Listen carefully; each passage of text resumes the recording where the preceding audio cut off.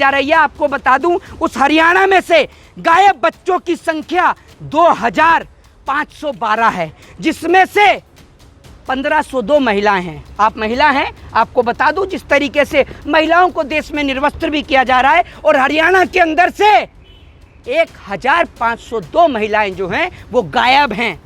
हरियाणा की सरकार देश के नौजवानों का ना भविष्य बचा पा रही है और ना उनका वर्तमान। देश के टीवी एंकर 24 घंटे टीवी पर, नेशनल चैनल पर सिर्फ और सिर्फ जहर घोलने का काम करते हैं। देश का पैसा सिर्फ और सिर्फ विज्ञापन पर और चुनावी प्रचार पर उड़ाया जा रहा है। ये वीडियो विशेषकर इस देश के नौजवानों के लिए, जो नौजवान हिंदू और मुसलमान के नाम पर आज आपस में लड़ रहे हैं, जो नौजवान हरियाणा और मणिपुर को भूल चुके हैं। एक और हम कहते हैं कि हम चांद पे पहुंच चुके हैं। अरे हम लोग जमीन पर रहने लायक नहीं बचे, क्योंकि जिस देश में बेटी को सीता समझकर, देवी समझकर पूछा जाता है, जिस देश में नवरात्रि के 9 दिन बेटी की आरती उतारी जाती है, उस देश में बेटी को निर्वस्त्र किया। यह जजों की हत्या हो जाना आज एक आम सी बात हो गई है। इस देश के अंदर आज भी बहुत से ऐसे जज हैं मुखर होकर जो अपनी बात रखते हैं। आज कुछ लोग राजनीति में बैठे हैं, मैं किसी का नाम नहीं लूंगा, मैं खुद कानून का छात्र हूं, ठीक है। मैं इस देश के अंदर, और मैं आपको बता दूं कि मेरे को बहुत गर्व है कि मैं वकालत का कानून का छात्र हूं। मुझे अपने जो आंकड़ा union minister of women's and child development ने संसद को बताया, जिसमें से जिस हरियाणा में नफरत फैलाई जा रही है, आपको बता दूं, उस हरियाणा में से गायब बच्चों की संख्या 2512 है, जिसमें से 1502 महिलाएं हैं। आप महिला हैं। आपको बता दूं, जिस तरीके से महिलाओं को देश में निर्वस्त्र भी किया जा रहा है, और हरियाणा के अंदर से 1502 महिलाएं जो हैं वो गायब हैं। हरियाणा की सरकार देश के नौजवानों का ना भविष्य बचा पा रही है और ना उनका वर्तमान बचा पा रही है, ये मैं आपको बता दूं। और दूसरी बात ये, हरियाणा की सरकार जो है वो जिस तरीके से बेरोजगारी हो रही है, बेरोजगारी पे मनोहर लाल खट्टर चर्चा करने को तैयार नहीं है।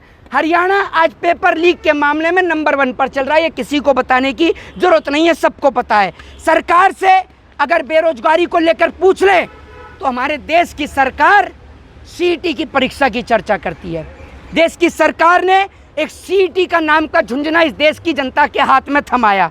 आपको बता दूं, सरकार ने कहा था, मैंने नहीं कहा था, इस सरकार ने कहा था कि सीईटी की परीक्षा 2 बार होगी, सीईटी की परीक्षा 2 बार होगी। और मैं आपको बता दूं कि अब तक 4 साल में सीईटी की परीक्षा सिर्फ 1 बार हुई है। उस सीईटी की परीक्षा को लेकर अभी तक सवाल खड़े हुए हैं। और मैं आपको बता दूं कि उस सीईटी की परीक्षा के बाद जो रिजल्ट आया, उसमें जो क्वालिफाई करे हैं लोगों ने, जो बच्चों ने जो क्वालिफाई किया है, वो मैं आपको बता दूं कि उसमें से सिर्फ एक जिन्होंने क्वालिफाई किया है, उसमें से अब सरकारी आदेश के अनुसार वैकेंसी में केवल 4 गुना परीक्षार्थी अगले पेपर में बैठ पाएंगे। बाकी के परीक्षार्थियों का क्या होगा, मैं पूछना चाहता हूं।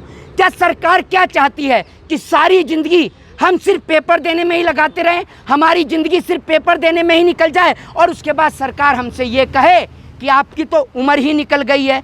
दूसरी ओर सरकार हमारी और नौजवानों की ओर ध्यान देने का काम ही नहीं कर रही है। देश की सरकार सिर्फ इस देश के नौजवानों को पागल बनाने का काम कर रही है और कुछ नहीं कर रही है। इस देश के टीवी एंकर 24 घंटे टीवी पर, नेशनल चैनल पर सिर्फ और सिर्फ जहर घोलने का काम करते हैं। देश का पैसा सिर्फ और सिर्फ विज्ञापन पर और चुनावी प्रचार पर उड़ाया जा रहा है। ये वीडियो विशेषकर इस देश के नौजवानों के लिए, जो नौजवान हिंदू और मुसलमान के नाम पर आज आपस में लड़ रहे हैं, जो नौजवान हरियाणा और मणिपुर को भूल चुके हैं। एक और हम कहते हैं कि हम चांद पे पहुंच चुके हैं। अरे हम लोग जमीन पर रहने लायक नहीं बचे, क्योंकि जिस देश में बेटी को सीता समझकर, देवी समझकर पूछा जाता है, जिस देश में नवरात्रि के 9 दिन बेटी की आरती उतारी जाती है, उस देश में बेटी को निर्वस्त्र किया जा रहा है। जब बात संसद के पटल पर संविधान की होती है तो एक बात का जिक्र करे बिना हम बिल्कुल नहीं रह सकते। आपको बता दूं कि इस देश के अंदर आज 2 तरीके का संविधान हो गया है, अमीरों के लिए अलग और गरीबों के लिए अलग। मैं आपको बता दूं कि जिस तरीके से पिछले साल में आपको बस के अंदर अमीर के लिए अलग संविधान है और गरीब के लिए अलग संविधान है। अब आप पूछेंगे कैसे? इस देश के संविधान निर्माता बाबा साहब भीमराव अंबेडकर ने संविधान सबके लिए एक समान बनाया था, लेकिन आज उस देश के अंदर आप देख रहे हैं किस तरीके से मौजूदा सरकार संविधान की अवहेलना कर रही है, संविधान की धज्जियां उड़ा रही है। मैं आपको बता दूं कि उमर खालिद बिना ट्रायल के 1000 दिन से जेल के अंदर हैं, अब तक ट्रायल नहीं हुआ है। दूसरी ओर जब तक ब्रजभूषण शरण सिंह का आप देख लीजिए, ट्रायल हो या ट्रायल के बाद भी ब्रजभूषण शरण सिंह बाहर ही थे। तो आप देख लीजिए एक व्यक्ति जिसका 1000 दिन से ट्रायल नहीं हुआ वो उमर खालिद जेल के अंदर है, और जिसका ट्रायल चल रहा है उसके ऊपर कोई कार्रवाई नहीं हुई है। तो इस देश के अंदर संविधान दो लोगों के लिए अलग अलग बट चुका है। मेरा देश के नौजवानों से निवेदन है कि आज आपको जागने की जरूरत है, नहीं तो ये देश बर्बाद हो जाएगा। देश को बर्बाद होने से सिर्फ आप ही बचा सकते हैं। देश के अंदर तबादला होना, ये जजों की हत्या हो जाना आज एक आम सी बात हो गई है। इस देश के अंदर आज भी बहुत से ऐसे जज हैं मुखर होकर जो अपनी बात रखते हैं। आज कुछ लोग राजनीति में बैठे हैं, मैं किसी का नाम नहीं लूंगा, मैं खुद कानून का छात्र हूं, ठीक है। मैं इस देश के अंदर और मैं आपको बता दूं कि मेरे को बहुत गर्व है कि मैं वकालत का कानून का छात्र हूं। मुझे अपने प्रोफेशन पर बहुत गर्व है, क्योंकि इस देश के अंदर आज वकील हैं, जज हैं जो इस देश को चलाने का काम कर रहे हैं, ब्यूरोक्रेट्स हैं। वरना इस देश के नेता और 2% की गोदी मीडिया अपने जमीर को बेचने में कोई कसर नहीं छोड़ी है। ये नियुक्ति से सीजीआई को हटा दिया गया है। मैं आपको क्या बोल रहा हूँ, ये सब चीजें इस देश में आम है। इस देश का नौजवान जब तक जागेगा नहीं, ये सब चीजें आम है। जय हिंद।